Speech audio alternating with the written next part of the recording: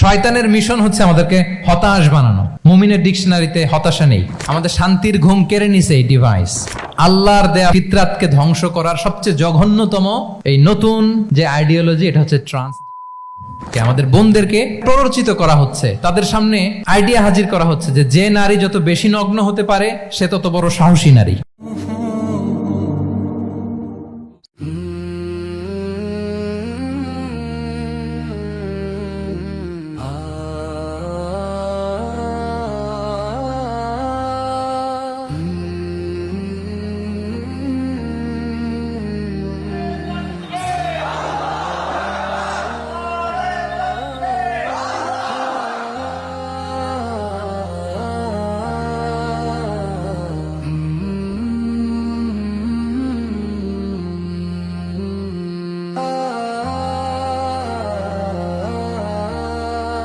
আসসালামু আলাইকুম রহমতুল্লাহি ওয়া বারাকাতুহু।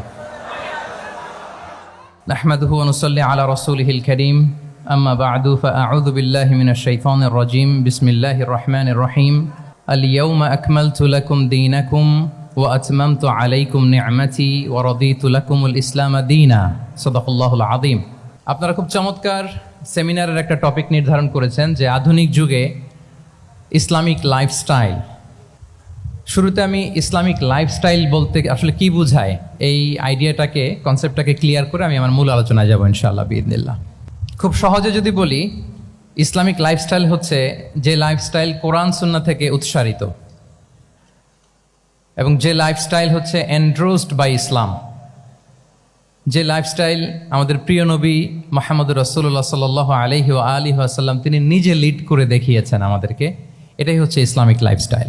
আই রিপিট, যে লাইফস্টাইল কোরআন সুন্নাহ থেকে উৎসারিত, যেই লাইফস্টাইলকে ইসলাম এন্ডোর্সড করে এবং যে লাইফস্টাইল আল্লাহ রাসূল সাল্লাল্লাহু আলাইহি ওয়া আলিহি ওয়াসাল্লাম আমাদেরকে তিনি লিড করে দেখিয়েছেন। এটা একটা কমপ্লিট প্যাকেজ, একটা হোলিস্টিক প্রজেক্ট। এখানে কাটছাট করার সুযোগ নেই, মানে পিক অ্যান্ড চুজ করার সুযোগ নেই। আমার পুরো জীবনটাকেই ইসলামে অনুশাসন দিয়ে যদি আমরা পরিচালিত করি, ইসলামের ছাঁচে যদি সাজাই, সেটা হবে ইসলামিক লাইফস্টাইল। এখানে পিক অ্যান্ড চুজের কোনো সুযোগ নাই। মানে মুসলিম হইলে পার্ট টাইম মুসলিম হওয়া যায় না, ফুল টাইম মুসলিম হইতে হয়।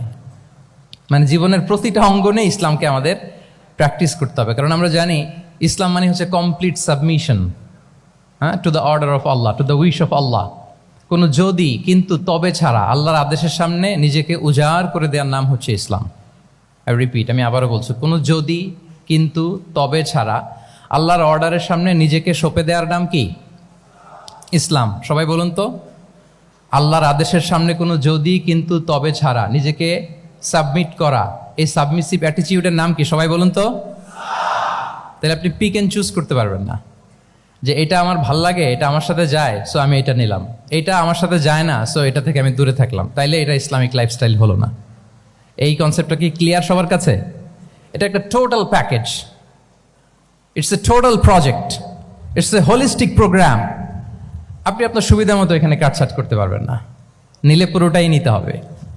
তো আমরা অনেকে আবার কাটছাট করি নিজের মন মতো। তাদেরকে উদ্দেশ্য করে আল্লাহ তাআলা বলছেন, আফাতুমিনুনা বিবা'দিল কিতাবি ওয়া তাকফুরুনা বিবা'দ। তোমরা কি আল্লাহর কিতাবের কিছু অংশ মানো আর কিছু অংশ তোমরা অস্বীকার করো? এটা তোমাদের পলিসি। জেনে রেখো, ওয়ার্নিং দিচ্ছেন যে তোমাদের পলিসি যদি এইটা হয়, তাহলে এই দুনিয়াতে আছে তোমাদের জন্য লাঞ্ছনা, আর আখিরাতে তোমাদেরকে শাস্তির মুখোমুখি হতে হবে। তাহলে কাটছাট করার সুযোগ নেই। আমরা যেটা করি, নামাজ, রোজা, হজ, জাকাতের মতো এই যে আনুষ্ঠানিক ইবাদতগুলো, এগুলোতে আমরা ইসলামকে খুব মানি, ইসলামের অনুশাসন মানি। কিন্তু আমাদের ব্যক্তি জীবন, পারিবারিক জীবন, সামাজিক জীবন, আমার ডিলিংসগুলো, আমার ট্রেড, আমার বিজনেস, আমার ব্যবসা, আমার বিয়ে শাদী, আমার বিহেভিয়ার, এগুলোকে অনেক সময় আমরা ইসলামের অনুশাসন অনুযায়ী মানতে চাই না।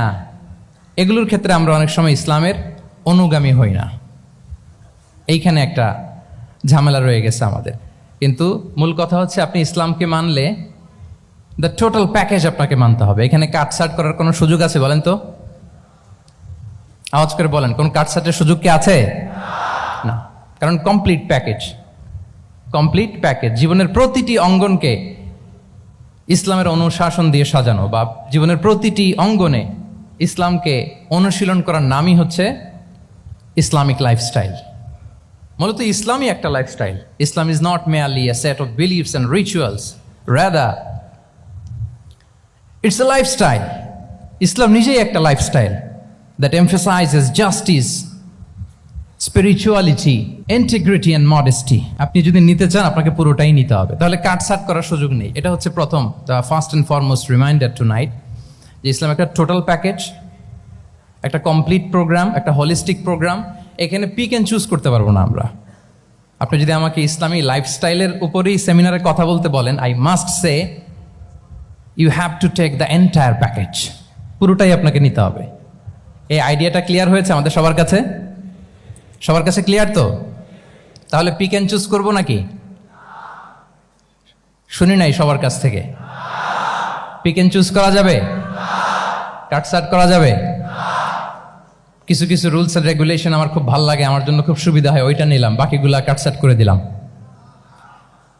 তার মানে সহজভাবে পার্ট টাইম মুসলিম হওয়ার কোনো সুযোগ নেই, হলে ফুল টাইম হতে হবে। কাস্টমাইজড ইসলামের কোনো সুযোগ নেই, টোটাল প্যাকেজটাকে আমার অ্যাডাপ্ট করতে হবে। এটা হচ্ছে ইসলামিক লাইফস্টাইল। তো আজকের এই সেমিনারে আমি কিছু ট্রেটস বা the core values of Islamic lifestyle আপনাদের সাথে শেয়ার করবার চেষ্টা করব, যাতে করে ব্যাপারটা আরও ক্রিস্টাল ক্লিয়ার হয় যে আসলে what is Islamic lifestyle all about. আসলে এটা কি, কিভাবে এটা আমরা অ্যাডাপ্ট করব, কিভাবে এটার সাথে নিজেকে খাপ খাওয়াবো, কিভাবে এটা আমরা প্র্যাকটিস করব। তাহলে প্রাথমিক কথা অলরেডি ডান, যে কাটছাট আমরা করব না, পিক অ্যান্ড চুজ করবো না, টোটাল প্রোগ্রামটাই আমরা নেওয়ার চেষ্টা করব। তো এখন আমরা কিছু কোর ভ্যালিউজের কথা বলবো, যেগুলো দিয়ে ইসলামিক লাইফস্টাইলের মূল ধরনটা আমাদের কাছে ক্লিয়ার হবে। ইসলামিক লাইফস্টাইলের কথা যদি আমাদেরকে বলতে হয়, প্রথম যেই ট্রেট, যে ক্যারেক্টারিস্টিক্স বা ভ্যালিউর কথা আমাকে বলতে হবে, সেটা হচ্ছে দ্য কনসেপ্ট অফ হালাল অ্যান্ড হারাম। ইফ দেয়ার ইজ নো হালাল অ্যান্ড হারাম, there is no Islamic lifestyle, for sure I am telling you. যদি হালাল হারাম না থাকে, এটা যদি আমরা মেনটেন না করি, এটা কোশ্চিনকালেও ইসলামিক লাইফস্টাইল হবে না। আপনাকে হারাম থেকে যোজন যোজন দূরে থাকতে হবে, আর হালাল দিয়ে জীবনটাকে সাজাতে হবে। কারণ যেখানেই হালাল সেখানেই বারাকা। রিপিট, আমি আবারও বলছি, যেখানেই হালাল সেটার মধ্যে কি? হারামে কোনো বারাকা আছে? হারামে আছে অস্থিরতা, সাময়িক উন্মাদনা, এর ভেতরে বারাকা নাই। হালালের ভেতরে আল্লাহ তাআলা বারাকা ঢুকিয়ে দিয়েছেন। আচ্ছা, আপনারা বলুন তো, গরুর গোশত খাওয়া এটা হালাল না হারাম? হালাল। কুকুরের গোশত খাওয়া হালাল না হারাম? আচ্ছা, গরু বছরে বাচ্চা দেয় কয়টা? গাভী? আচ্ছা, একটা। কুকুর দেয় কয়টা? কয়টা? 7টা, 8টা, 10টা? ফ্যামিলি প্ল্যানিং নাই তো? দেদারসে দিচ্ছে। আচ্ছা, গরু হালাল, কুকুর হারাম। গরু বাচ্চা দেয় কয়টা? কুকুর দেদারসে দিচ্ছে। তারপরেও বলেন, আমাদের এই যে বাংলাদেশে আমাদের কুরবানির ঈদে লক্ষ লক্ষ গরু জবাই হয়, বিয়ের অনুষ্ঠানগুলোতে এত গরুর গোশত আমরা খাই, আর প্রতিদিনের চাহিদা মেটানোর জন্য তো কত গরু কোরবানি করা হয়। এরপরেও বলেন, বাংলাদেশে গরু বেশি না কুকুর বেশি? সবাই বলেন, গরু বেশি না কুকুর বেশি? কারণ কি? হালাল। কারণ কি? এই হালালে বরকত ঢুকিয়ে দিয়েছে কে? তাহলে if there is no concept of হালাল অ্যান্ড হারাম, there is no Islamic lifestyle. প্রথম core value of Islamic lifestyle হচ্ছে আপনাকে হালাল দিয়ে আপনার জীবনকে সাজাতে হবে। লা ইয়াদখুলুল জান্নাতা জাসাদুন গুযিয়া বিল হারাম। হারাম খেয়ে বর্ধিষ্ণু যে দেহ, সে দেহ আল্লাহর জান্নাতে প্রবেশ করবে না। মানে whatever you consume, it should be হালাল। এটা হালাল হইতে হবে। শুধু যেটা আপনি খাচ্ছেন এটাই না, কুলু মিম্মা ফিল আরদি হালালাম তাইয়্যিবা, আল্লাহ তাআলা বলেছেন যেটা কনজিউম করবো হালাল হবে, হালাল হতে হবে। তো এটা শুধু এত ন্যারো কনসেপ্ট না, আপনার জীবনের সবটাই হালাল হতে হবে। ইউর ফুড শুড বি হালাল, ইউর ড্রিঙ্ক শুড বি হালাল, ইউর ইনকাম শুড বি হালাল, ইউর ফ্যাশন শুড বি হালাল, ইউর এন্টারটেইনমেন্ট শুড বি হালাল। সব কিছু হালাল হইতে হবে। আমরা অনেকে যে ভুলটা করি, আমরা খাওয়ার ক্ষেত্রে শুধু হালাল খুঁজি, এরকম অনেকে করে, কিন্তু অন্যান্য ক্ষেত্রে হালাল হারামের বাজ বিছান নাই। আমি একটা উদাহরণ প্রায়ই দেই, দেখবেন যে আমাদের বাংলাদেশের সরকারি অফিসগুলোতে তো ঘুষ চলে নাকি? আল্লাহ ঘুষ থেকে এই জাতিকে তুমি হেফাজত করো। আচ্ছা, দেখবেন যে আমাদের বিভিন্ন সরকারি অফিসগুলোর মুসলিম কর্মকর্তারা, তারা ওয়াইন খায় না। আমি দেখেছি থাইল্যান্ডে গিয়েছে, চায়না গিয়েছে অফিসের কাজে, ওখানে হালাল রেস্টুরেন্টগুলো খোঁজে, কারণ মুসলিম, তার হালাল খাইতে হবে। তো সে ওয়াইন খায় না, পর্ক খায় না, কারণ ইসলামে এটা হারাম। আবার অনেক হিন্দু কর্মচারী, সে আবার গরুর গোশত খায় না, কারণ কি তার ধর্মে ওইটা হারাম। কিন্তু এই মুসলিম কর্মচারী, হিন্দু কর্মচারী দুইজনের নির্বিশেষে মাশাআল্লাহ ঘুষ খায়। এরকম হয় না? দেখেন, মুসলিম ওয়াইন খায় না, পর্ক খায় না, তার ধর্মে হারাম। আমার হিন্দু ভাই গরুর গোশত খায় না, এটা তার ধর্মে হারাম। কিন্তু ঘুষ আবার দুই ধর্মে হালাল নাকি? হ্যাঁ, হালাল না। তার মানে ওই যে pick and choose, you got the point, right? Pick and choose করেছে যে আমার ধর্মের এই নিয়ম আমি মানবো, কারণ এটা আমার জন্য খুব ফ্লেক্সিবল, এটা খুব ভালো লাগে। কিন্তু যেটা কঠিন হয়ে যাচ্ছে, যেটা তার বিরুদ্ধে দাঁড়াচ্ছে, ওইটা সে মানে না। তাহলে পিক এন্ড চুজ করার কোনো সুযোগ, আমরা আমাদের গোটা জীবনকে হালাল দিয়ে সাজাইতে হবে। তাহলে your lifestyle will be Islamic lifestyle. এই কথাটা কি বুঝতে পেরেছেন? তাহলে ইউর ফুড শুড বি হালাল, ইউর ড্রিঙ্ক শুড বি হালাল, ইউর ফ্যাশন শুড বি হালাল, ইউর ইনকাম শুড বি হালাল, ইউর এন্টারটেনমেন্ট শুড বি হালাল, even your relationship should be হালাল। ব্যাপার কি? এটার এত আওয়াজ বেড়ে গেল।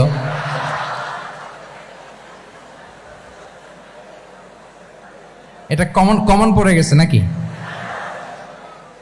আচ্ছা বলেন, হালাল রিলেশনশিপ কোনটা বলেন? এই যে, এই তো আসল জায়গায় হাত দিছি বোধহয়। আমাদের শিক্ষার্থী বন্ধুদের মধ্যে বিবাহিত আছি আমরা? হ্যাঁ, কারা কারা আছি দেখি তো। মাশাআল্লাহ, মাশাআল্লাহ, ঠিক আছে, ঠিক আছে। আমাদের বোনরা উপরে আছেন, মাশাআল্লাহ, অনেকে হাত তুলেছেন, আলহামদুলিল্লাহ। এই তো আমাদের যারা হাত তুলছেন তাদের জন্য একটা তাকবীর দেই আমরা, আল্লাহু আকবার। এই যে আপনারাই বলেছেন, আমার কোনো লিগ্যাল অপিনিয়ন দেওয়ার প্রয়োজন হচ্ছে না, যে হালাল রিলেশনশিপ হচ্ছে বিয়ে। তাহলে বিয়ের বাইরে যদি আমার কোনো রিলেশনশিপ থাকে, হালাল না হারাম? ফতোয়া দিচ্ছে কে? আমি? আপনারাই দিচ্ছেন। বলেন, বিবাহ পরবর্তী কোনো যদি এক্সট্রা ম্যারিটাল রিলেশনশিপ থাকে, এটা ইসলামে হালাল না হারাম? তাইলে pre marriage relationship, after marriage relationship, এটা শরীয়তে হারাম। তো এই হারাম যদি আমি এই হারামের সাথে যদি নিজেকে জুড়ে দেই, তাহলে আমার লাইফস্টাইল এটা ইসলামিক লাইফস্টাইল হতে পারে না। আমরা বিয়ের মতো পবিত্র বন্ধনের মধ্য দিয়ে আমরা আমাদের দাম্পত্য জীবনকে উপভোগ করব। আল্লাহ তৌফিক দান করুক। এই যে অনেকে হাত তুলে ফেলছে, মার্শাল, তার মানে সেকেন্ড ইয়ারে আছে, ফার্স্ট ইয়ারে আছে, থার্ড ইয়ারে আছে, আলহামদুলিল্লাহ, হালাল রিলেশনশিপে তারা গিয়েছে, মাশাআল্লাহ। তাহলে হালাল এন্ড হারামের ব্যাপারে যদি আমরা বলি, আমাদের পুরো জীবনের প্রতিটি অঙ্গন আমরা হালাল দিয়ে সাজাবো। কি বলেন? পারা যাবে তো ইনশাআল্লাহ? হারামের সাথে আমাদের কোনো সম্পর্ক আছে? হ্যাঁ, আমরা সবকিছু হালাল দিয়ে সাজাবো তো? হারামকে আমরা না বলে দিব, না, নো। আজকের এই জহির রায়হান মিলনায়তনের এই হলরুম থেকে হারামকে আমরা লাল কার্ড দেখাই দিলাম। কি বলেন? হারামকে আমরা নো বলবো, আওয়াজ করে বলুন, নো। ওকে, নো টু হারাম। তাহলে দ্য কনসেপ্ট অফ হালাল এন্ড হারাম আশা করি আমাদের কাছে ক্লিয়ার। আমরা হালাল দিয়ে নিজেদের জীবনকে সাজাবো, হারামের সাথে আমাদের কোনো সম্পর্ক নাই। তাহলে একটা ট্রেইট আমরা শেয়ার করলাম, একটা কোর ভ্যালিউ শেয়ার করলাম, যে আমরা যদি হালাল মেনটেন করতে পারি আমাদের জীবনে, এটা হচ্ছে one of the core values of Islamic lifestyle. 2 নম্বর হচ্ছে, ইসলামিক লাইফস্টাইলটা বেসিকলি এটা একটা প্রোডাক্টিভ লাইফস্টাইল। ইসলামিক লাইফস্টাইল আমাদেরকে প্রোডাক্টিভ হতে উদ্বুদ্ধ করে। আপনার দিন শুরু হবে অনেক সকালে, প্রোডাক্টিভিটি নিয়ে অনেক লম্বা আলোচনা করা যেতে পারে। আমি ছোট্ট একটা পয়েন্ট যদি আজকের এই হলরুমে শেয়ার করি প্রোডাক্টিভিটি নিয়ে, যে ইসলামিক লাইফস্টাইল হচ্ছে আপনি একেবারে সকাল সকাল আপনার দিন শুরু করবেন। Early to bed and early to rise makes a man healthy wealthy. সবাই তো শিখেছি এটা, যে আগে আগে ঘুমোতে যাও, আগে আগে ঘুম থেকে জাগো, তুমি ধনী হবে, তারপর তুমি প্রজ্ঞাবান হবে, তুমি সুস্বাস্থ্যের অধিকারী হবে। এটা হচ্ছে ইসলামিক লাইফস্টাইলের একটা কোর ভ্যালিউ। সকাল সকাল দিন শুরু করা, মানে সানরাইজের আগে আমার সকাল শুরু হবে। কাজী নজরুলের যে কবিতা, সূর্যি মামা জাগার আগে উঠবো আমি জেগে, পড়েছি আমরা সবাই, কিন্তু হয়তো মানা হয় না। তো এই যে সকাল সকাল ঘুম থেকে ওঠা, এটা যদি আপনার মধ্যে না থাকে, এটা ইসলামিক লাইফস্টাইল হতে পারে না। You must be a morning person. সকাল সকাল উঠতে হবে। আপনার সময় এমনভাবে মেনটেন করবেন আপনি যে সকাল সকাল ফজরের পর থেকে আপনি অ্যাক্টিভ। তার মানে you have to wake up early, you have to sleep early. একজন মর্নিং পারসন যদি না হন, এটা ইসলামিক লাইফস্টাইল হবে না। এর কারণ আল্লাহ রাসূল সাল্লাল্লাহু আলাইহি ওয়া আলিহি ওয়াসাল্লাম আমাদেরকে সকালে জেগে থাকার ব্যাপারে ইন্সপায়ার করেছেন এবং তিনি দোয়া করেছেন এই উম্মার জন্য স্পেশালি, যে এই সময়টা এটা ফুল অফ বারাকা, ফুল অফ ব্লেসিংস। তিনি দোয়া করেছেন আল্লাহুম্মা বারিক লি উম্মতি ফি বুকুরিহা। আল্লাহ এই উম্মতের বুকুরটা মানে সকালের সময়টা, লেটস সে সানরাইজের পরে 3-4 ঘন্টা, এই সময়টাকে আল্লাহ আপনি বরকত দিয়ে ভরে দেন। এই সময়টাতে ঘুমানো যাবে না, এটা হচ্ছে বরকতের সময়। এবং আল্লাহ রাসূল সাল্লাল্লাহু আলাইহি সাল্লাম যদি কোনো সামরিক অভিযান প্রেরণ করতেন, এই টাইমে প্রেরণ করতেন, এই বুকুরের টাইমে। এবং সাহাবারা তাদের কোনো ট্রেড ক্যারাভান, ব্যবসায়িক কাফেলা যখন সেন্ড করতেন, এই টাইমটাতে সেন্ড করতেন, কারণ এই টাইমটাতে বারাকা। তো এখন নিজের সাথে মিলিয়ে নেন যে এই টাইমটাতে আমরা কি করি। আমি জানি না আপনাদের কি অভ্যাস। আমি এসে তো শুনলাম যে জাহাঙ্গীরনগর বিশ্ববিদ্যালয়ে নাকি যতজন শিক্ষার্থী ততজনের জন্য এখানে আবাসনের ব্যবস্থা আছে। বাংলাদেশের কোনো ইউনিভার্সিটিতে নাকি এটা নাই। আলহামদুলিল্লাহ, অসাধারণ প্রিভিলেজ, এখানে অনেক সুন্দর সুযোগ। তো এখন বলেন আপনাদের সকালের রুটিন কি বলেন? ঘুমিয়ে থাকেন না জেগে থাকেন? হ্যাঁ, আচ্ছা, ফজরের পরে আমরা ঘুমাই কারা কারা দেখি? সর্বনাশ। আচ্ছা ঠিক আছে, হাত নামান। আচ্ছা, ফজরের পরে আমরা একটু এক্সারসাইজ করি, পড়াশোনা করতে বসি কারা কারা? মাশাআল্লাহ, আছে কিছু, ঠিক আছে, হাত নামান। এবার 2 বারের 1 বারও যারা হাত তোলেননি তারা হাত তোলেন। আপনারা কি করেন? এইটা এইটা হ্যাঁ, ডিভাইস। তো সম্মানিত সুধী মণ্ডলী, আল্লাহুম্মা বারিক লি উম্মতি ফি বুকুরিহা। আপনারা আমাকে এনেছেন ইসলামিক লাইফস্টাইল নিয়ে বলতে, তো আমাকে বলতেই হবে ফজরের পরে ঘুমানো চলবে। প্রথমে আমরা হারামকে না বলে দিলাম, এবার আমরা না করে দিব কোনটাকে? হ্যাঁ, ফজরের পরে আজকে থেকে কোনো ঘুম চলবে। আমি এখানে জবরদস্তি করব না, শুধু আপনাদের সামনে আমি প্রেজেন্ট করছি। যদি সেমিনারের যে টপিক নিয়ে আপনারা শুনতে এসেছেন, এটা যদি আপনি অ্যাডাপ্ট করতে চান, অনুশীলন করতে চান, হ্যাঁ, ফজরের পরে আজকে থেকে কোনো ঘুম চলবে। এই সময়টাতে অনেক বারাকা আছে। তো কি করতে হবে? এটার জন্য আগে আগে ঘুমোতে হবে। কি বলেন? অনেকে ফজরের এই বরকতময় সময়টা তারা ঘুমাতে ঘুমাতে মিস করে। এর কারণ দেরিতে ঘুমোতে যাওয়া। আগে আগে ঘুমানোর অভ্যাস করতে হবে। কিন্তু আগে তো ঘুম আসে না, তাই না? এই যে ডিভাইস আমাদেরকে ঘুমাতে দেয় না, আমাদের শান্তির ঘুম কেড়ে নিছে এই ডিভাইস। এই ডিভাইস অ্যাডিকশন, স্ক্রিন আসক্তি, এই স্ক্রিন আসক্তি আমাদের শান্তির ঘুমকে কি করেছে? কেড়ে নিয়েছে। আল্লাহ তাআলা রাতকে বানিয়েছেন ঘুমের জন্য। ওয়াজআলনাল লাইলা লিবাসা। লিবাস মানে আবরণ। আমি রাতকে বানিয়েছি পোশাকের মতো আবরণ করে, যে আবরণ রাত্রিবেলা নিঝুম নিঝুম নিস্তব্ধ অন্ধকার দিয়ে ছেয়ে দেয়। ফলে মেলাটিন নামে একটা হরমোন নিঃসরিত হয়, আমাদের ঘুম ঘুম ভাব আসে। ঘুমের জন্য আল্লাহ তৈরি করেছেন রাতকে। এরপরে আল্লাহ তাআলা বললেন ওয়াজআলনান নাহারা মাআশা।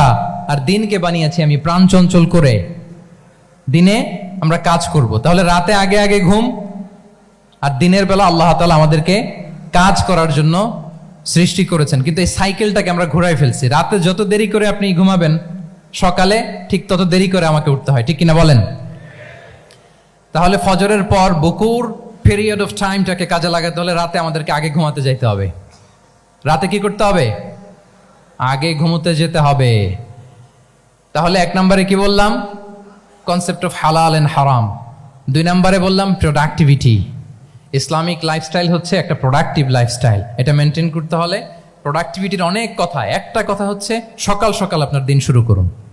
কি পাওয়া যাবে তো ইনশাআল্লাহ? সবাই একসাথে পড়ে ইনশাআল্লাহ। এই যে আমাদের দেরি করে রাতে ঘুম আসে, স্ক্রিন আসক্তি, এই ডিভাইস আমাদের আরামের ঘুম কেড়ে নিছে কেন জানেন? এর কারণ হচ্ছে আল্লাহর দেয়া যে ফিতরাত, এই ফিতরাতকে আমরা উল্টে দিয়েছি। ফিতরাত শব্দটার সাথে আপনাদের পরিচয় আছে? হ্যাঁ, the innate characteristics of a human being. একটা মানুষের যে ক্যারেক্টারিস্টিক্স, যে ইননেট স্বভাব দিয়ে আল্লাহ তাআলা তৈরি করেছেন, নেচার, এটাকে আরবিতে বলে ফিতরাত। এই ফিতরাতের বিরুদ্ধে কিছু করা যাবে না। ইসলামিক লাইফস্টাইল হচ্ছে ফিতরা বেসড লাইফস্টাইল। ফিতরাতাল্লাহিল্লাতী ফাতারান নাসা আলাইহা লা তাবদীলা লিখালকিল্লাহ। আল্লাহর প্রকৃতির অনুসরণ করো, যে প্রকৃতি দিয়ে তিনি মানুষকে সৃষ্টি করেছেন। আর আল্লাহর সৃষ্টি কাঠামোর মধ্যে কোনো পরিবর্তন, কোনো বিকৃতি নেই। সুবহানাল্লাহি বিহামদি। তা আমরা এই ফিতরাতকে চেঞ্জ করে দেওয়ার কারণে এই ঝামেলা। আমরা সবাই এই ফিতরাতের উপর জন্মেছি।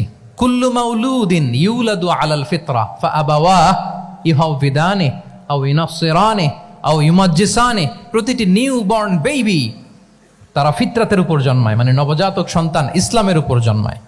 কিন্তু বাবা মা তাকে হয় ইহুদি বানায়, নাসারা বানায় বা অগ্নি উপাসক বানায়। তাহলে এই যে ফিতরাত, আল্লাহর দেয়া ফিতরাতকে যখন আমরা চেঞ্জ করেছি, আমাদের জীবন থেকে বারাকা উঠে গিয়েছে।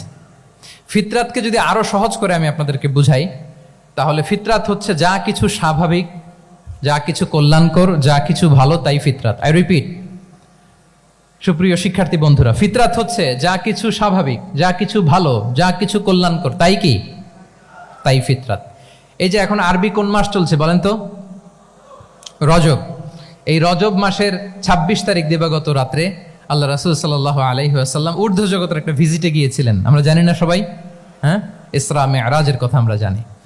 সো এই মেরাজ রজনীতে আল্লাহ রাসূল সাল্লাল্লাহু আলাইহি ওয়া আলিহি ওয়াসাল্লাম ফিতরাত, মানে what is the essence of ফিতরা, এটা বোঝানোর জন্য হাদিসটা আমি শেয়ার করছি। মেরাজে যখন গেলেন, জিবরিল আলাইহিস সালাম ওনাকে 2টা পেয়ালা দিলেন। তিনি বললেন, উচিতু বি ইনাআইন, আমাকে 2টি পেয়ালা দেয়া হলো। ফি আহাদিহিমা লাবান ওয়া ফিল আখারি খামর। এক পেয়ালায় ছিল দুধ, আরেক পেয়ালায় ছিল মদ। ফা আখাযতুল লাবান ওয়া শারিবতু। যখন 2টা অপশন দেয়া হলো, 2টা পেয়ালা, আমি দুধের পেয়ালাটা নিলাম এবং সেটা পান করলাম। তখন জিবরিল আলাইহিস সালাম বললেন, আসাবতাল ফিতরা, মানে you are guided to the ফিতরা, আপনি সঠিকটাই নিয়েছেন। যেটা ফিতরা, যেটা নেওয়া উচিত, আপনি ওইটাই নিয়েছেন। তাহলে এখন আরো সহজ হবে। যদি 2টা পেয়ালা দেয়া হয়, একটা মদের পেয়ালা আর একটা দুধের পেয়ালা, তো আমরা নিব কোনটা বলেন? হ্যাঁ, তাইলেই ফিতরা হবে। তাহলে কি হবে? তাহলে যেটা স্বাভাবিক, যেটা কল্যাণকর, যেটা আমাদের জন্য ভালো, সেটা হচ্ছে ফিতরাত। তাহলে মদের পেয়ালা, দুধের পেয়ালা, কোনটা নিব? সবাই নিব তো নাকি? আমাদের রুচির যে দুর্ভিক্ষ চলতেছে, অনেকে মদের পেয়ালাই নিয়ে নিবে। কি বলেন? আচ্ছা না একদল, তারা কি করে? ওইটা চুজ করে ফেলবে। এবার বলেন, আমরা কোন পেয়ালা নিব, মদের না দুধের? আমাদের ঐতিহ্য, আমাদের রুচি, আমাদের মূল্যবোধকে ধ্বংসের যত আয়োজন দরকার, সব সেটআপ চারদিকে আছে। আল্লাহর ফিতরাতকে ধ্বংস করে দেওয়ার শয়তানি সব আয়োজন আমাদের চারিদিকে। বাট আপনাকে রাইট থিংটা চুজ করতে হবে। তাহলে রাসূল সাল্লাল্লাহু আলাইহি ওয়াসাল্লামকে দুধ দেয়া হলো, মদ দেয়া হলো, তিনি নিলেন দুধের পেয়ালা। তাহলে এটা হচ্ছে ফিতরাত। এটা কি? ফিতরাত। এভাবে সব কিছু চেঞ্জ করে দেয়া হয়েছে। সব কিছু, আমাদের লাইফস্টাইল চেঞ্জ করে দেয়া হয়েছে, আমাদের ফুড হ্যাবিট চেঞ্জ করে দেয়া হয়েছে, আমাদের খাদ্যাভ্যাসের মধ্যে পরিবর্তন। দেখবেন যে এখন আমরা যা খাই, আগে কিন্তু এটা খাইতাম না। এখন আমরা প্রসেসড ফুড খাই, হ্যাঁ, ফাস্ট ফুড খাই, জেনেটিক্যালি মডিফাইড যে ফুডগুলো আমরা খাই, এরপরে ল্যাব মিট, কত যে ভয়ঙ্কর। আপনারা জেনে থাকবার কথা যে ল্যাবে তৈরি মাংস দেখেছেন নাকি আপনারা? প্রাকৃতিক মাংসের কোনো ছিটে ফোটা নেই, কিন্তু এটা গরুর মাংস হয়ে গেছে, ওইটা মানুষ খাচ্ছে। মানে আমাদের লাইফস্টাইলও করাপ্টেড, আমাদের ফুড হ্যাবিটও করাপ্টেড, আমাদের স্লিপিং সাইকেলটা করাপ্টেড, সব কিছু করাপ্ট করে দেওয়া হচ্ছে। এবং এটার প্রভাব পড়েছে আমাদের শিশুদের মধ্যেও। দেখবেন যে শিশুরা সবজি খেতে চায় না। আমার তো 2 মেয়ে আছে, আমি তো দেখি বাসায়, বা অনেকের কমপ্লেনগুলো আমরা শুনি। আমাদের এখনকার বাচ্চাদেরকে ভেজিটেবলস দিলে খায় না, মাছ দিলে খায় না, অর্গানিক ভালো ভালো খাবার দিলে শাকসবজি খায় না। কি খাবে জানেন? সচেস খায়, সচেস, হটডগ খায়। হ্যাঁ, ওই যে আপনি অর্ডার দিয়ে বার্গার এনে দিবেন, পিৎজা এনে দিবেন, ওইটা খাবে। তারপর ইনস্ট্যান্ট নুডলস খাবে, স্যুপ খাবে, ফ্রোজেন যত মিল আছে এগুলো খাবে, টিনজাত খাবার যেগুলো দীর্ঘদিন সংরক্ষণ করে রাখা হয়। তো বলেন, আজ থেকে 30 বছর আগে আমাদের বড়রা কিংবা আমাদের শিশুরা, আমরা কেউ কি এই খাবার খেয়েছি বলেন তো? আওয়াজ করেন, খেয়েছি কেউ? They changed the entire system. কেন আমরা ইসলামিক লাইফস্টাইল নিয়ে কথা বলছি এখন? কারণ আমাদের পুরো সিস্টেমটাই, আমাদের পুরো ফিতরাতটাই ওরা চেঞ্জ করে দিয়েছে। তারপর ডিভাইস ছাড়া বাচ্চারা খেতে চায় না, কার্টুন দেখে দেখে খাওয়াতে হয় ওদের। কি বলেন? আচ্ছা বলেন তো, আজ থেকে 30 বছর পেছনে ব্যাক টু দ্য হিস্ট্রিতে যদি আমরা যাই, 70-এর দশকে, 80-র দশকে বাংলাদেশের কোনো একটা গ্রামের কথা, একটা পল্লীর কথা আপনি একটু চিন্তা করেন তো। রাত 8টার দিকে, 9টার দিকে আপনি ওই গ্রামের কাউকে খুঁজে পাবেন? 70-এর দশকে, 80-র দশকে একটা গ্রামের পরিবেশের কথা যদি চিন্তা করেন, রাত 8টায় সবার কি অবস্থা বলেন তো? আপনি তো ঘুম খুঁজে পান না, আপনার তো ইনসমনিয়া। আমাদের এখন ট্যাবলেট খাওয়া লাগে না ঘুমের জন্য? আমাদের তো ইনসমনিয়া হয়ে গেছে এখন। কিন্তু আজ থেকে বেশি দূরে না, 30 বছর আগের একটা গ্রামীণ পরিবেশের রাত 8টার পরিবেশ হচ্ছে সবাই ঘুম। আমরা তারও 2 বা 3 ঘন্টা পরে ডিনার করব, কিন্তু ওনাদের মাগরিবের আগে বা পরে ডিনার করে ফেলছে। এশার নামাজ পড়েই কি 1-2 না, পুরো গ্রাম জামাতে ঘুম। পুরো গ্রাম জামাতের সাথে ঘুম। তো যে লোকটা 8টার দিকে ঘুমালো, উঠবে কখন বলেন? রাত 3টার পর ওর ঘুম আসবে? আর হ্যাঁ, ঘুমেরও তো একটা লজ্জা শরমের ব্যাপার আছে। আর কত থাকবে এখানে? কি বলেন? আপনি তো ঘুমাতে যান রাত 2টায়। আর আজ থেকে 30 বছর আগে আমার বাংলাদেশের একটা গ্রামীণ পরিবেশে রাত 8টার দিকে সবাই ঘুম। আমরা এখন যেই টাইমটাতে ঘুমোতে যাই, ওই সময় ওনাদের অর্ধেক ঘুম শেষ। ফজরের নামাজ পড়ে আমাদের বাপ চাচারা কি করতো? হ্যাঁ, একটু ব্যাক টু দ্য হিস্ট্রিতে তাকান না। ফজরের নামাজ পড়ে এক বল পান্তা ভাত খাইতো। আমরা তো এখন এতটুক খাইলে আমাদের এটা বার্ন করার জন্য দৌড়াইতে হয় 5 কিলো, জিমনেশিয়ামে যাইতে হয়, কত আয়োজন, কত ওয়ার্কআউট করা লাগে। এক বল কাঁচামরিচ দিয়ে, পোড়ামরিচ দিয়ে ভাত খেয়ে চলে যাইতো ফসল খেতে। দুপুরে আবার এক বল, খাইতে বসলেই এক বল। আমরা সারা মাসে খেতে পারি না এক বল। আচ্ছা, কি খেত? খাওয়ার আইটেমটা দেখেন তো। কোনো ফরমালিন আছে? কথা বলেন। কোনো মেডিসিন ছিল না, একেবারে ফ্রেশ, হ্যাঁ, পিওর অর্গানিক। নিজেদের মাঠ থেকে আনা যে ধান, ঢেকি ছাটার ধান দিয়ে ভাত খেত। বাড়ির পুকুরের মাছ, কোনো ফরমালিন নাই। নিজের চাষ করা সবজি খেত, গোয়ালের দুধ খেত। আমরা অনেকে মনে করি যে আমাদের এই যে সায়েন্স অ্যান্ড টেকনোলজিক্যাল অ্যাডভান্সমেন্টের যুগে আমরা বোধহয় খুব সুখে আছি। আমাদের দাদা পরদাদারা বোধহয় এত সুখ করে যায় নাই। ওনারা যে সুখ করে গেছে তা আমরা চোখেও দেখি নাই। আমার দাদা পরদাদারা যে সুখে লাইফ লিড করেছে তার অর্ধেকও আমরা করতে পারি না। তারাই আসলে শান্তির, সুখের, আনন্দের সময়টা তারা কাটিয়েছে। তাহলে সম্মানিত সুধী মণ্ডলী, পুরো আমি আপনাদেরকে বোঝানোর চেষ্টা করছি যে ইসলামিক লাইফস্টাইল নিয়ে why we should talk about Islamic lifestyle. কারণ পুরো সিস্টেমটাকে তারা কলাপস করেছে, করাপ্ট করেছে। ওদের ফুড হ্যাবিট, ওদের লাইফস্টাইল, ওদের স্লিপিং স্টাইল সব চেঞ্জ করেছে। তো এই জন্য আল্লাহর দেয়া ফিতরাতকে যেন আমরা প্রিজার্ভ করি, আমরা সচেতন হই। এখনই যদি সচেতন না হই, ডিজাস্টার আমাদের জন্য অপেক্ষা করছে। Just wait and see. তাহলে ইসলামিক লাইফস্টাইল হচ্ছে একটা ফিতরা বেসড লাইফস্টাইল। এই ফিতরাকে আমাদেরকে প্রিজার্ভ করতে হবে। তাহলে 3টা পয়েন্ট বলে ফেলছি অলরেডি, যদি আপনাদের মনে থাকে। প্রথমে কি বলেছিলাম? হালাল, হালাল দিয়ে জীবন সাজাবো। 2 নম্বরে প্রোডাক্টিভিটির জন্য কি করব? রাতে দেরি করে ঘুমাবো, তাহলে আগে আগে ঘুমাবো, ফলে আগে আগে ঘুম থেকে জেগে কাজ শুরু করব। 3 নম্বরে ফিতরা, মানে আল্লাহর দেয়া প্রাকৃতিক যে নিয়ম, মানে আলোর সাথে সাথে আমার জীবন শুরু, আলো নাই আমিও ঘুমায় পড়বো। কি বলেন? আপনি উন্নত দেশে তো তাই হয়। জাপানে আমি কয়েকবার গিয়েছি, আগে আগে ঘুমায় পড়ে। ইভেন আমেরিকাতে আমি কয়েকবার গিয়েছি, অনেক অনেক শহরে 8টার পরে সুপার শপ বন্ধ, 8টার পরে ঘুম এরা। আমরা হাঁটছি কোন দিকে? আমরা একটু নিজেদেরকে প্রশ্ন করি। তাহলে 3 নম্বর হচ্ছে ফিতরা বেসড যে লাইফস্টাইল, এটার দিকে আমাদেরকে ফিরে আসতে হবে। 4 নম্বর হচ্ছে মডেস্টি, শালীনতা। One of the core values of Islamic lifestyle. এই শালীনতা আমরা হারাতে বসেছি। মডেস্টি বললে অনেকে শুধু কাপড় চোপড় নিয়ে চিন্তা করে যে ছোট কাপড়, বড় কাপড়। Modesty is not about only clothing, but also your behaviour, your dealing, your overall character.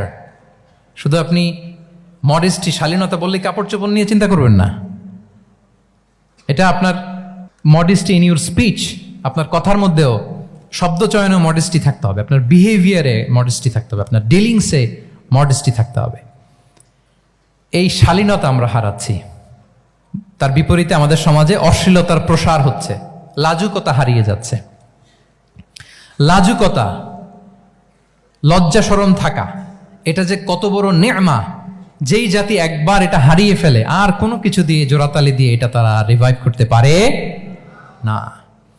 এই যে ওয়েস্ট তো এখন যা যা আমাদেরকে শিখাইছে, যেটাকে আমরা স্ট্যান্ডার্ড মনে করি, আবার তারা ফিরতেছে। এই যে ডিভাইসের কথা বলছি না, আপনি অস্ট্রেলিয়ার খোঁজ খবর নেন, যারা খোঁজ নিয়েছেন তারা জানেন আন্ডার 16 কোনো বাচ্চা সোশ্যাল মিডিয়া ইউজ করতে পারে না অস্ট্রেলিয়াতে।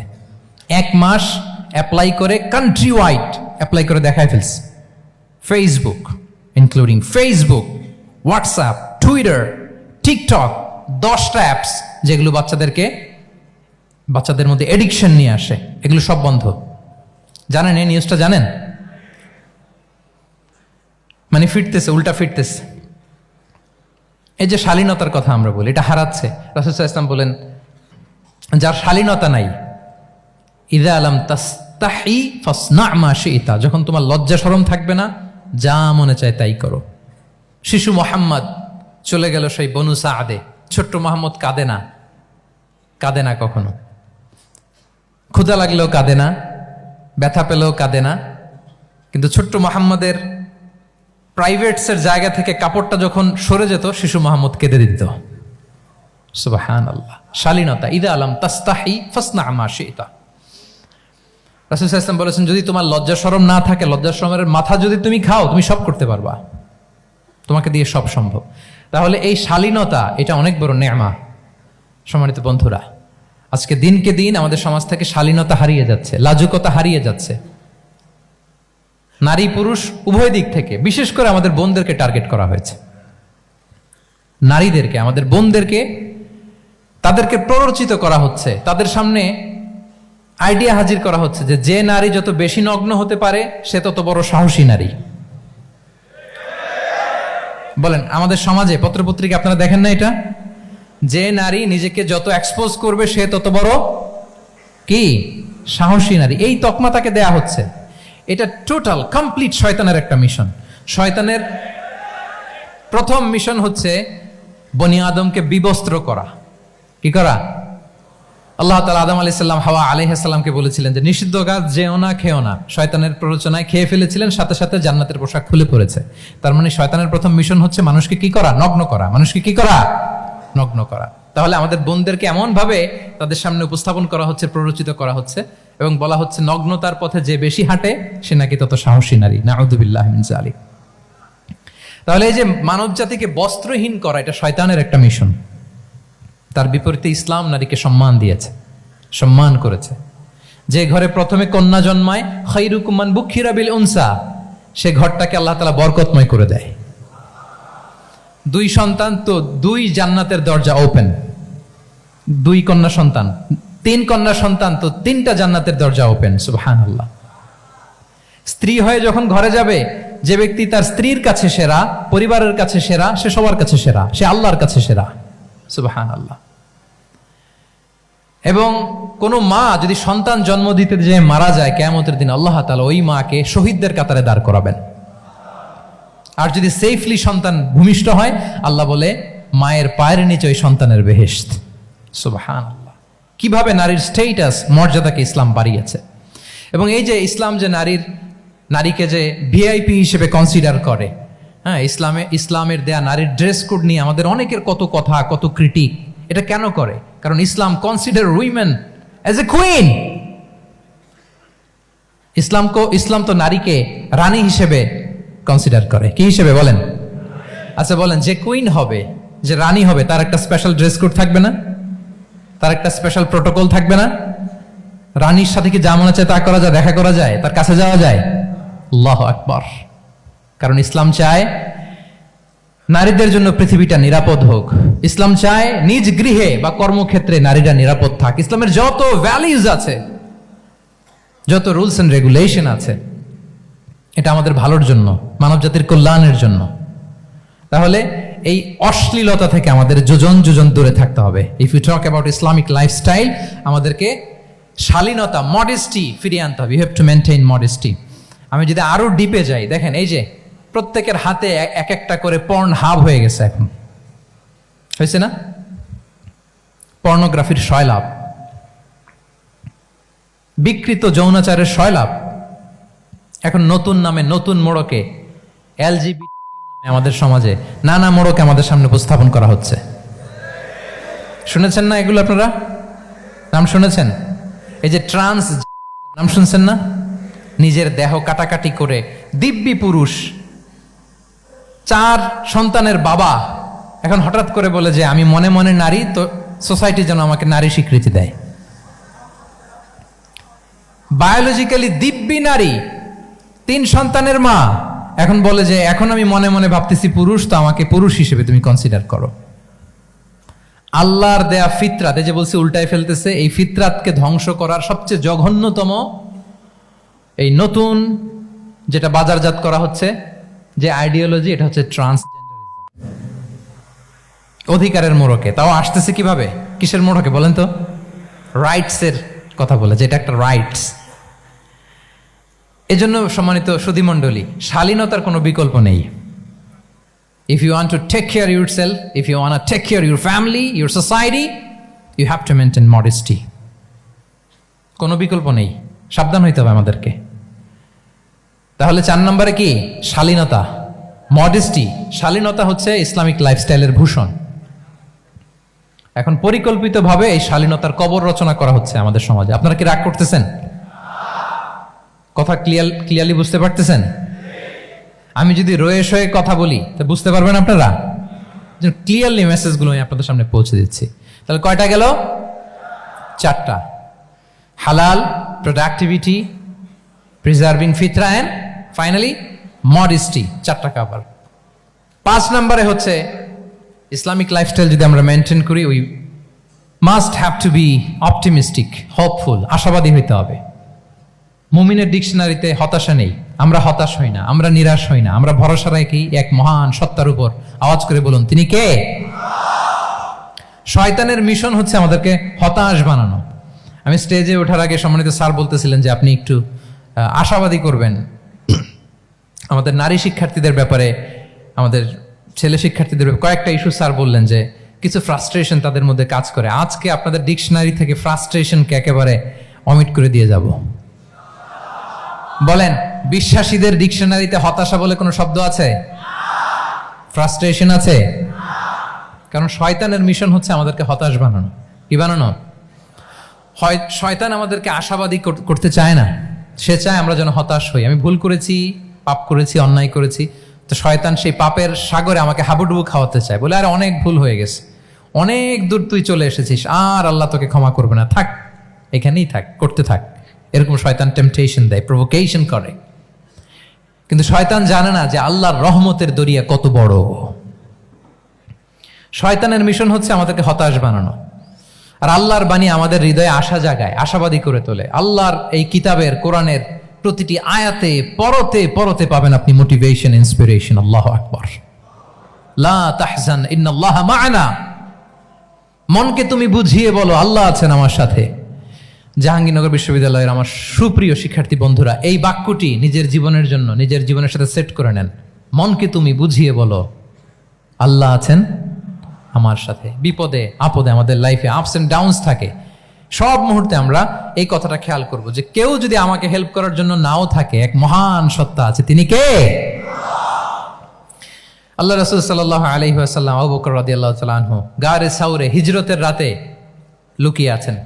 কুরাইশরা খুঁজতেছে, আবু বকর রাদিয়াল্লাহু তাআলা আনহু তটস্থ, না জানি ধরা পড়ে যাই।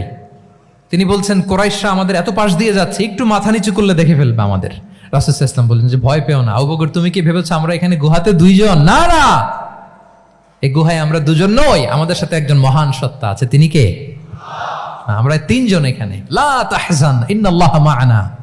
ভয় পেও না, হতাশ হয়ো না, নিশ্চয় আল্লাহ আমাদের সাথে আছেন। আল্লাহ তাআলা সরাসরি কথাটাকে কোরআনে কোট করেছেন যে লা তাহজান ইন্নাল্লাহা মা'ানা।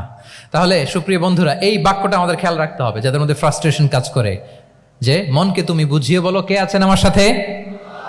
আল্লাহ আছেন আমার সাথে। এরকম কোরআনের পরতে পরতে অনেক আয়াত পাবেন। লা তাইয়াসু মির রাউহিল্লাহ ইন্নাহু লা ইয়াইয়াসু মির রাউহিল্লাহি ইল্লাল কওমুল কাফিরুন। আল্লাহর রহম থেকে নিরাশ হয়ো না। কাফিররা ছাড়া কেউ আল্লাহর রহম থেকে নিরাশ হয়। আমি আপনি আমাদের জীবনে কত ভুল করেছি, কত অন্যায় করেছি, কতটাই বা পাপ করেছি। মনে রাখবেন, আমাদের পাপ যত বড় হোক, আল্লাহর রহমতের দরিয়া তার চাইতেও বড়।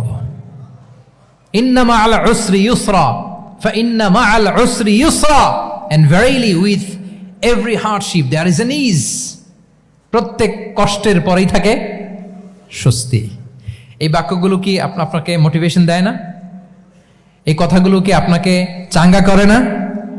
আপনার জীবনে ইন্সপিরেশন হয়ে আসে না এই কথাগুলো? ওয়ালা তাহিনু ওয়ালা তাহজানু ওয়া আনতুমুল আ'লাউনা ইন কুনতুম মুমিনিন। চিন্তা করো না, হতাশ হয়ো না, তোমাদেরই বিজয় হবে যদি তোমরা মুমিন হও। আল্লাহু আকবার। তাহলে আপস এন্ড ডাউনস থাকবে, এবং মুমিন জীবনে তো হতাশা থাকবেই না। কারণ আমার জীবনে যদি কোনো কষ্টের ঘটনা ঘটে, এটার জন্য আমি রিওয়ার্ড পাবো। আমি যদি অসুস্থ হই, আমার প্রত্যেক অসুস্থতার কারণে আমার পাপ মোচন হয়। সুবহানাল্লাহ পড়েন। আপনার জ্বর হয়েছে, এই জ্বরের কারণে আল্লাহ আপনার গুনাহ মাফ করবেন। আপনি ব্যথা পেয়েছেন, অসুস্থ হয়েছেন, আল্লাহ তাআলা গুনাহ মাফ করে দিবে। তাহলে হতাশার কোনো সুযোগ আছে বলেন? না। মুমিন জীবনে হতাশার কোনো সুযোগ নেই। রাসূল সাল্লাল্লাহু আলাইহি ওয়াসাল্লাম বলেন, মা ইউসিবুল মুসলিমা মিন নাসাব ওয়ালা ওয়াসাব ওয়ালা হাম্মিন ওয়ালা হুজনিন ওয়ালা আযান ওয়ালা গাম্মিন হাত্তা শাওকাতি ইউশাকুহা ইল্লা কাফারাল্লাহু বিহা মিন খাতায়া। মুমিন জীবনে যত ব্যথা, কষ্ট, দুঃখ, এমনকি ফল পাড়তে যে গাছের কাটার খোঁচা যদি খান, রাসূল সাল্লাল্লাহু আলাইহি ওয়াসাল্লাম বলেন ওই খোঁচার ব্যথার কারণে আল্লাহ তোমার গুনাহ মাফ করে দেয়। কেউ অসুস্থ হয়ে রাসূল সাল্লাল্লাহু আলাইহি ওয়াসাল্লামের কাছে আসলে রাসূল সাল্লাল্লাহু আলাইহি ওয়াসাল্লাম কি বলতেন জানেন? কেউ জানেন? লা বাস আলাইক তুহুরুন ইনশাআল্লাহ। তিনি বলতেন, আরে don't worry about it, it will cleanse up your scenes. ভয় পেও না, আরে এই অসুস্থতা, এটার কারণে আল্লাহ তোমার গুনাহ মাফ করে দিবে। সুবহানাল্লাহ। তাহলে অসুস্থ ব্যক্তি আর উজ্জীবিত হতো না? রাসূল সাল্লাল্লাহু আলাইহি ওয়াসাল্লাম অসুস্থ ব্যক্তিকে দেখলেই মাথায় হাত বুলিয়ে দিতেন, দোয়া করতেন, আল্লাহুম্মা রাব্বান নাস আযহিবিল বাস ইশফি আনতা শাফি, দোয়া করে দিতেন। আর বলতেন, আরে ভয় পেও না, এই অসুস্থতা তোমার গুনাহ মাফ করে দিচ্ছে। তাহলে অসুস্থতার মধ্যেও তারা উজ্জীবিত হতো।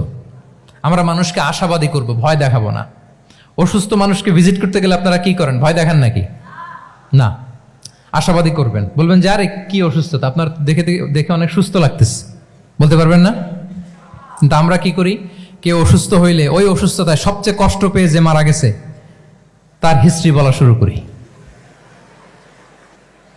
এরকম করে না অনেকে?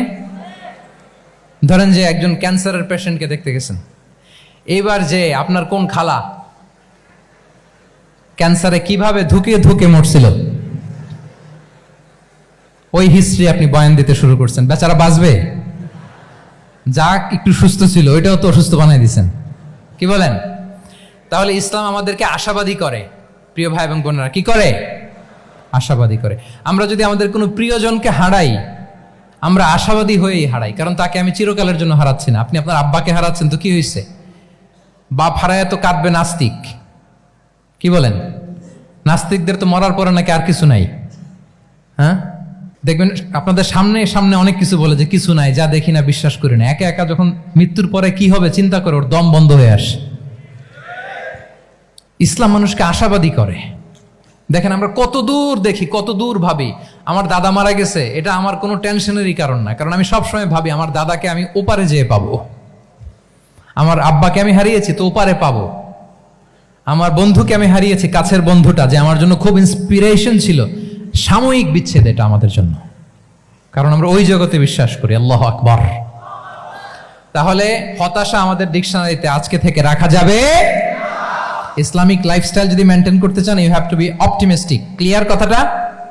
আচ্ছা, এরপরে গ্রেটফুলনেস, 6 নাম্বার। গ্রেটফুলনেস, আপনাকে কৃতজ্ঞ হইতে হবে, শুকরগুজার হইতে হবে। আমরা অনেকে কমপ্লেইন করি খুব বেশি, না এটা ভুল। সম্মানিত সুধী মণ্ডলী, be grateful with what you have. যা আছে এটা নিয়ে শুকরগুজার হন, আপনার জীবনটাকে আল্লাহ সুন্দর করবে। তাহলে কমপ্লেইন করবো না, আমরা শুকরগুজার হব। রাসূল সাল্লাল্লাহু আলাইহি ওয়াসাল্লাম বলেছেন, তোমার চেয়ে যে খারাপ অবস্থানে আছে তার দিকে তাকাও, যে ভালো আছে তার দিকে তাকিও না। হ্যাঁ, যে ভালো আছে তার মতো আপনি হওয়ার চেষ্টা করবেন। আপনার গোল থাকবে। I am not talking about the goals and plans, your plan and goal should be bigger and bigger. But আপনি ও খুব ধনী, ও খুব ভালো আছে, এটা দেখে কষ্ট পাবেন না। কারণ আপনি খেয়াল করেন যে আপনার চেয়ে অনেক খারাপ অবস্থানে আছে অনেকে, ওর দিকে তাকালে দেখবেন যে আপনার আর খারাপ লাগতেছে না। শেখ সাদি রাহিমাহুল্লাহ, বিখ্যাত কবি, নাম শুনেছেন না? ওনার একবার পায়ে দেওয়ার মতো জুতা ছিল না। কি ছিল না? সবাই বলুন, কি ছিল না? জুতা। তো উনি একবার রাস্তা দিয়ে হাঁটতেছেন, হঠাৎ দেখেন এক লোকের দুইটা পাই নাই। কি নাই? শুকরগুজার হলেন, চিৎকার করে বললেন আলহামদুলিল্লাহ, যে আল্লাহ অনেক ভালো আছি, আমার জুতা নাই এজন্য মন খারাপ, ওর তো পাই নাই। হ্যাঁ, এজন্য বেঁচে যে আছি এজন্যই আলহামদুলিল্লাহ। লা ইন শাকারতুম লা আযীদান্নাকুম ওয়া লা ইন কাফারতুম ইন্না আযাবি লাশাদীদ। আল্লাহ বলেন যদি শুকরিয়া করো, শুকরগুজার হও, আমি আল্লাহ নিয়ামত বাড়িয়ে দেব। যদি নাশুকরি করো, জেনে রাখো আমার শাস্তি কঠিন। তাহলে বেঁচে যে আছি এজন্যই কি পড়া উচিত? জাহাঙ্গীরনগর বিশ্ববিদ্যালয় আওয়াজ করেন, বেঁচে যে আছি এজন্য কি পড়বো? আপনি যে অবস্থানে থেকে খুশি না, ভাল লাগে না আপনার, যে হায় রে আমি তো লুজার, আমার কিচ্ছু নাই, আপনার এই অবস্থানে পৌঁছাটা অনেকের জন্য স্বপ্ন। মানে যেটা পেয়ে আপনি হ্যাপি না, অতটুকু হইতে পারাটা অনেকের কি স্বপ্ন। আপনাকে যদি জিজ্ঞেস করি ভাই কি চান, কি লাগবে বলেন, কি চান? তা আপনি বলবেন যে শেখ আমি ধনী হইতে চাই, আমার একটা ব্রাইট ক্যারিয়ার চাই, আমি টাকা চাই, আমি খ্যাতি চাই, আমি ক্ষমতা চাই, এটা চাই। কত যে চাওয়ার ফিরিস্তি আমাদের। আপনি একটু একটা ক্যান্সার হসপিটালে জানতো, ক্যান্সারের 3rd স্টেজে চলে আসছে, ধুকে ধুকে লাস্ট স্টেজে চলে আসছে। আপনার তো অনেক কিছু চাই, আপনি ওকে একটু জিজ্ঞেস করেন যে ভাই আপনি কি চান? ও টাকা চায় না? ক্যান্সারের রোগী টাকা চাবে? খ্যাতি চাবে? ব্রাইট ক্যারিয়ার চায়? সে কি চায় বলেন তো একটু? সে একটু বাঁচতে চায়। যে ভাই তুমি কি চাও? বলবে আমি কিছু চাই না, একটু বাঁচতে চাই। বার্ন ইউনিটে যদি কখনো যাওয়ার সুযোগ হয়, দেখবেন যে চিৎকার করে তারা, এত কষ্ট, এই দহনের কারণে এত কষ্ট, তারা চিৎকার করতে থাকে হসপিটালকে কাঁপিয়ে। আপনি ওকে একটু জিজ্ঞেস করবেন ভাই কি চাও? বলেন তোর চাওয়াটা কি? ও শুধু বাঁচতে চায়, কিন্তু ওই বেঁচে থাকা নিয়ে তো আমাদের কোনো ফিলিংসই নাই। আমরা যে বেঁচে আছি এটা যে শুকরগুজার হওয়ার অনেক বড় একটা কারণ, আমরা এরকম করে ভাবিই না। এজন্য সুপ্রিয় সুধী মণ্ডলী, আমরা যে বেঁচে আছি এজন্য আলহামদুলিল্লাহ। শুধু বেঁচে থাকার কারণে আমরা কি পড়বো? তাহলে গ্রেটফুলনেস, আপনি যদি ইসলামিক লাইফস্টাইলে নিজেকে অভ্যস্ত করতে চান, আপনার যেমনি অপটিমিস্টিক হইতে হবে, এট দ্য সেম টাইম আপনাকে কি হইতে হবে? গ্রেটফুল হইতে হবে। 7 নম্বরে তাওয়াক্কুল। Put your trust on Allah, because only He can help you, only He can protect you. And when you put your trust on Allah, you are in a divine shield. আপনি যখন আল্লাহর উপর নিজেকে ন্যস্ত করেন, আপনি একটা ডিভাইন, একটা প্রোটেকশনের ভেতরে থাকেন। বিশ্বাসীরা কি করে? আল্লাহর উপর ভরসা করে। কি করে? কার উপর? তদবিরের উপর, লবিং এর উপর, মামা চাচা? তাহলে আল্লাহর উপর ভরসা হবে। কার উপর? ফাইদা আযামতা ফাতাওয়াক্কাল আলাল্লাহ, আল্লাহর উপর ভরসা করব। এমনকি ঘর থেকে বের হওয়ার সময় রাসূল সাল্লাল্লাহু আলাইহি ওয়াসাল্লাম আমাদেরকে বলেছেন আল্লাহর উপর তাওয়াক্কুল করো। আমরা কি দোয়া পড়ি বলেন তো ঘর থেকে বের হয়ে? বিসমিল্লাহি তাওয়াক্কালতু আলাল্লাহ। এই তাওয়াক্কুল নিয়ে আমাদের অনেক মিসকনসেপশন আছে। আমাদের মধ্যে একটা প্রবণতা আছে, অনেকে বলে যে যা হবে হবে, আল্লাহ ভরসা। বলে যে যা হবে হবে, কি ভরসা? কথা বলতে হবে তো আমার সাথে। আপনার কি বোরিং হচ্ছেন? ওরে আল্লাহ, অনেক রাত হয়ে গেছে, তো শেষ করে দেই তাহলে। আর কয়েক মিনিটের মধ্যে শেষ করবো ইনশাআল্লাহ। তাহলে অনেকের মধ্যে একটা প্রবণতা আছে, তারা বলে যে যা হয়েছে হয়েছে, কি ভরসা? যা করে আল্লাহ, আল্লাহ ভরসা। এটা it's not the concept of তাওয়াক্কুল। এটা তাওয়াক্কুল নয়। ইসলামে তাওয়াক্কুল is always at the second step. The first step is your effort. প্রথমে আপনি চেষ্টা করবেন, এরপরে আপনি আল্লাহর উপর তাওয়াক্কুল করুন। কিছু না করে যদি বলেন আমি আল্লাহ ভরসা, এটা আল্লাহ ভরসা হয়েছে? এটা আপনার মন গড়া একটা কথা হয়েছে, কিন্তু এটা তাওয়াক্কুল হয়? আমাদের অনেকে অলসতা, অকর্মণ্যতা, অপারগতা, হীনমন্যতা, এগুলোর তাওয়াক্কুল বানায় ফেলাইছে। হাত গুটায় বসে থাকবে, কাজ করবে না, অলস, আর বলে কি আল্লাহ ভরসা। রিজিকের মালিক আল্লাহ, কিছু করবে না আর বলে আল্লাহ ভরসা। প্রিয় ভাইরা, রাসূল সাল্লাল্লাহু আলাইহি ওয়াসাল্লাম তিনি অলসতা, অকর্মণ্যতা, হীনমন্যতা, কাপুরুষতা, ভীরুতা এগুলো থেকে আল্লাহর কাছে পানাহ চেয়েছেন। নিজের সাধ্যের সবটুকুন তিনি করেছেন, তারপরে আল্লাহ ভরসা করেছেন। এবং পাখিকে ইসলামে তাওয়াক্কুলের মডেল বানানো হয়েছে। রাসূল সাল্লাল্লাহু আলাইহি ওয়াসাল্লাম বলেন, লাউ আন্নাকুম তাতাওয়াক্কালুনা আলাল্লাহি হাক্কা তাওয়াক্কুলিহি লা রাযাকাকুম কামা ইয়ারযুকুত তুয়ুর তাগদু খিমাসান ওয়া তারুহু বিতানান। মানে তোমরা যদি পাখির মতো তাওয়াক্কুল করো, তাহলে পাখিকে আল্লাহ যেমন রিজিক দেয় তোমাদেরকেও রিজিক দিবে। পাখি কি করে বলেন তো? প্রতিদিন সকালবেলায় ওর ঘরের ভিতরে বসে বলে যে আল্লাহ ভরসা, বলে বরঞ্চ কি করে সে সকাল সকাল কিচির মিচির রবে দিক দিগন্ত মাতিয়ে সে বের হয়ে যায়, সারাদিন ঘুরতে থাকে। তাহলে খালি পেটে সকালবেলায় পাখিগুলো বের হয়ে যায়, আকাশে বাতাসে ছুটে বেড়ায়, আর বিকেল বেলায় ওদর পূর্তি করে প্রতিটা পাখিকে তার নিড়ে ফিরিয়ে দেয় কে? আপনারা তো বোঝা অনেক সহজ। আপনাদের জাহাঙ্গীরনগর এটা তো নাকি পাখিদের অভয়ারণ্য শুনলাম, আমি কখনো আসা হয়নি, আমার দিনের বেলা আসা দরকার ছিল, তাহলে আপনাদের ক্যাম্পাস বিউটি আমি দেখতে পেতাম। তো পাখি কিন্তু বসে থাকে না, সকালে কি করে? খালি পেটে পাখিগুলো বেরিয়ে যায়, ওরা ওদের রোল প্লে করে, চেষ্টা করে, এরপরে বিকেলবেলা ওদর পূর্তি করে তাদেরকে নিড়ে ফিরিয়ে দেয় কে? তাহলে পাখিকে তাওয়াক্কুলের মডেল বানানো হয়েছে। আপনি হাত গুটিয়ে বসে থেকে বললেন আল্লাহ ভরসা, এটা হয়েছে না। আপনি আপনার সর্বোচ্চটুকুন চেষ্টা করবেন, সব করার পরে এরপরে আপনি বলবেন আল্লাহ ভরসা। তাহলে তাওয়াক্কুল হলো প্রথমে যে কোনো জিনিস অ্যাচিভ করার জন্য পরিকল্পনা করা, তারপর সে পরিকল্পনা বাস্তবায়নের উপায় বের করা, তারপর বিভিন্ন উপায় উপকরণের সাহায্য নিয়ে সেটা অ্যাচিভ করার জন্য প্রাণান্তকর প্রচেষ্টা চালিয়ে যাওয়া, অবশেষে ফলাফলের জন্য কার উপর নির্ভর করা।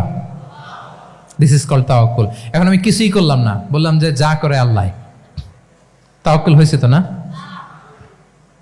আমাদের সমাজে দুইটা ধারণা। কেউ কেউ বলে আরে আমি তো সব করব, তাওয়াক্কুলের দরকার কি? Absolutely wrong. আবার অনেকে মনে করে আল্লাহই সব করে দিবে, এটাও absolutely wrong. The concept of Islam is in between this two extreme lines. এই দুইটার মাঝখানে হচ্ছে তাওয়াক্কুল।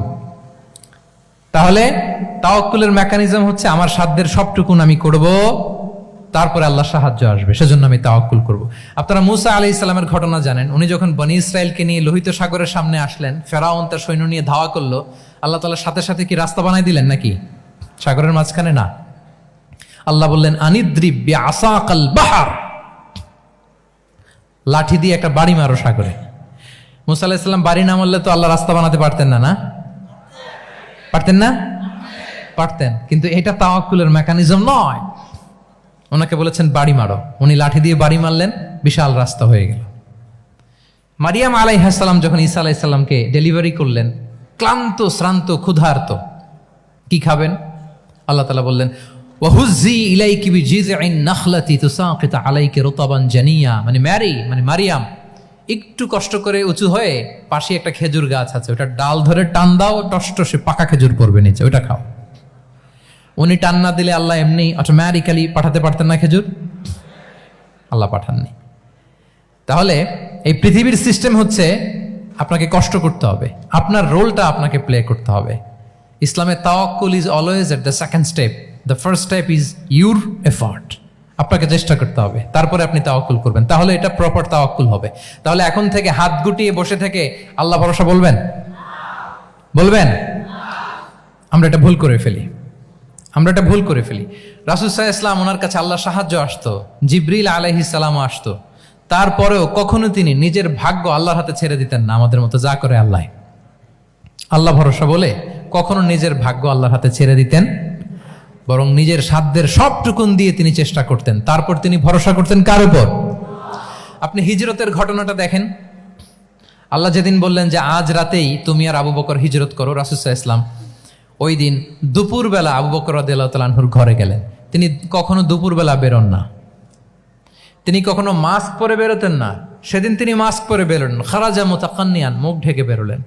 আবু বকর রাদিয়াল্লাহু তাআলা আনহুর ঘরে যেয়ে বলেন, আবু বকর আখরিজ মান ফিল বাইত, ঘরে যারা আছে বের করে দাও, প্রাইভেট আলাপ আছে। আবু বকর রাদিয়াল্লাহু তাআলা আনহু বললেন, ইয়া রাসূলুল্লাহ, আসমা আর আয়েশা একজন তো আপনার পরিবার আর একজন তার বোন, আমরাই তো, বলেন। রাসূল সাল্লাল্লাহু আলাইহি ওয়াসাল্লাম আশ্বস্ত হলেন, বললেন যে আজ রাতেই আমরা হিজরত করব, আজ রাতেই। মক্কা থেকে মদিনা হচ্ছে উত্তর দিকে, কোন দিকে? আপার নর্থ। তিনি মক্কা থেকে মদিনায় হিজরত করবেন উত্তরে, কিন্তু তিনি বের হলেন দক্ষিণ দিক দিয়ে শত্রুর চোখে ধুলি দেওয়ার জন্য। দেখেন, দিনের বেলা বেরোলেন না, রাতে বেরোলেন। দেখেন, একটার পর একটা প্রিকশন। দুপুরে বেরোলেন, চেহারা ঢেকে বেরোলেন, প্রাইভেসি মেনটেন করলেন। ডেস্টিনেশন এদিকে, বের হলেন এই দিক দিয়ে, সবার চোখের অন্তরালে তিনি বের হলেন।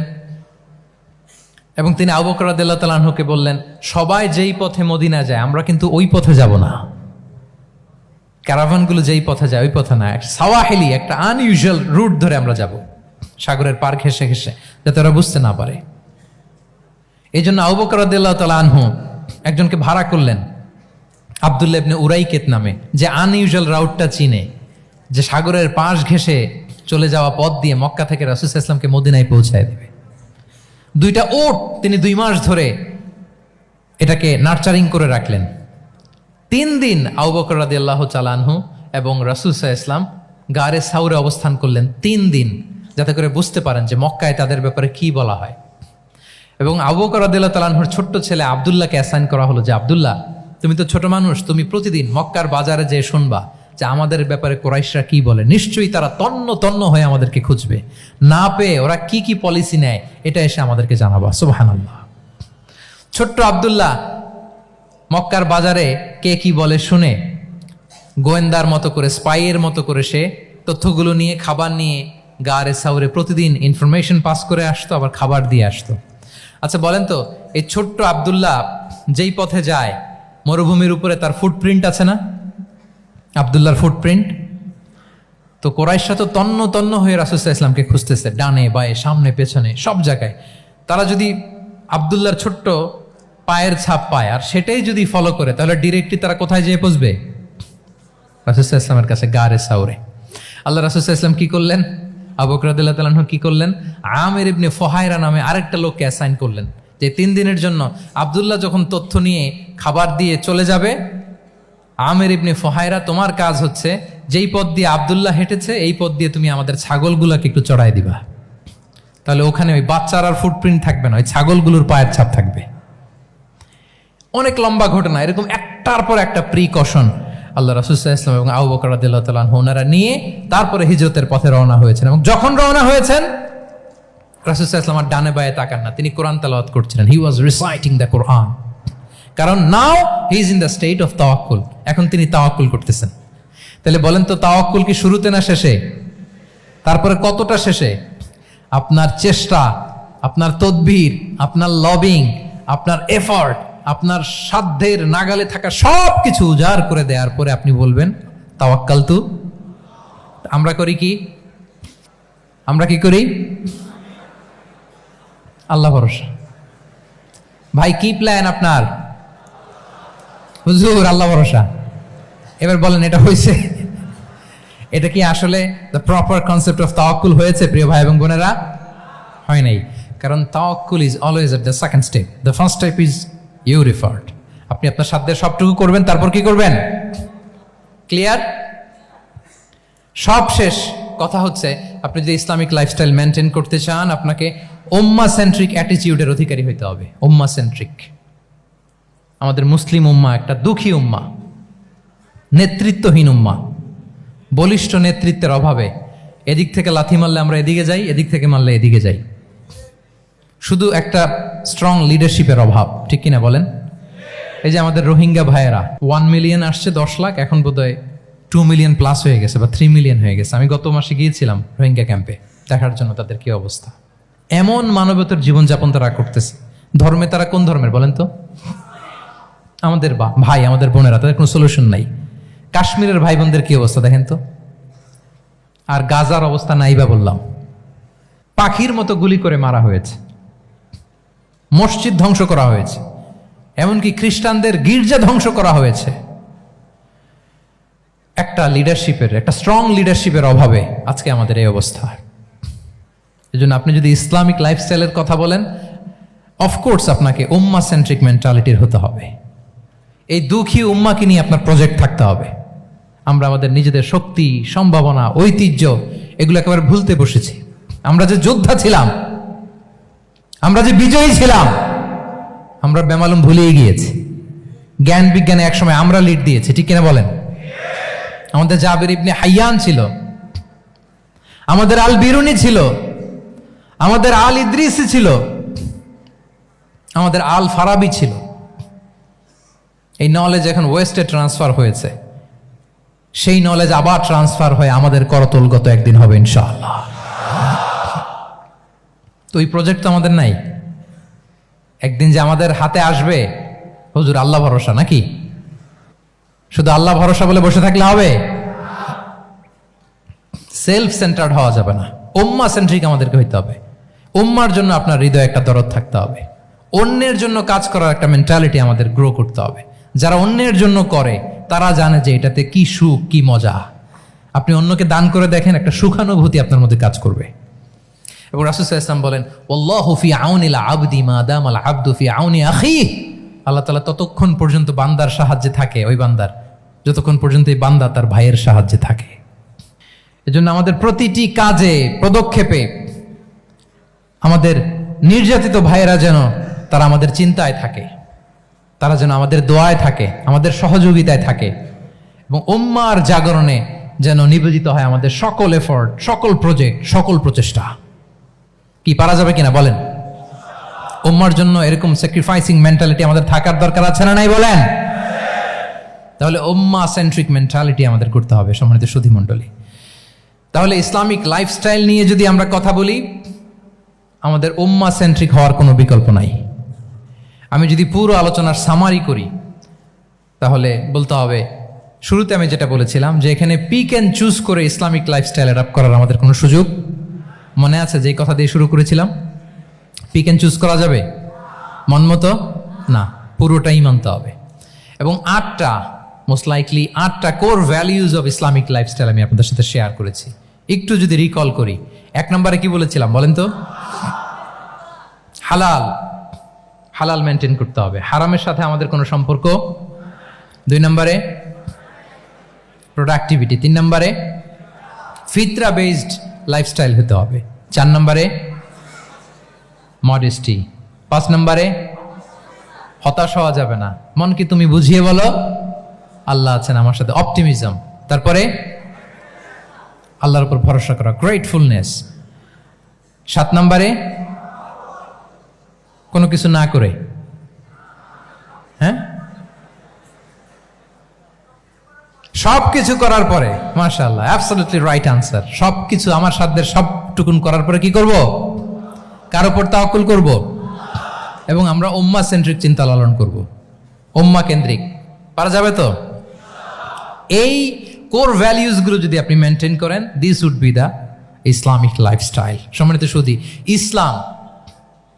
ইসলাম আমাদেরকে যে লাইফস্টাইল প্রেসক্রাইব করেছে, সেই প্রেসক্রাইব লাইফস্টাইলই আমাদেরকে সাবস্ক্রাইব করতে হবে। এর বাইরে মুসলিমের কোনো লাইফস্টাইল থাকতে পারে?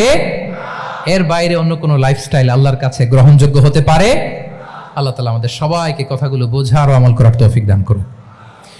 সম্মানিত সুধী মণ্ডলী, আমি আবারও পাঠশালাকে শুকরিয়া জানাই, বিশ্ববিদ্যালয় কর্তৃপক্ষকে শুকরিয়া জানাই, এবং দীর্ঘ 1 ঘন্টারও বেশি সময় ধরে আপনারা যারা এই লম্বা আধুনিক যুগে ইসলামিক লাইফস্টাইল শিরোনামের এই সেমিনারে অংশগ্রহণ করলেন, আপনাদের সবাইকে আবারও প্রাণ ঢালার শুভেচ্ছা এবং অভিনন্দন জানিয়ে আমার আলোচনা এখানেই আমি শেষ করছি। হাযা মা ইনদি ওয়াল ইলমু ইনদাল্লাহি আলাইহি তাওয়াক্কালতু ওয়া ইলাইহি উনীব। ওয়াসসালামু আলাইকুম ওয়া রাহমাতুল্লাহি ওয়া বারাকাতুহু।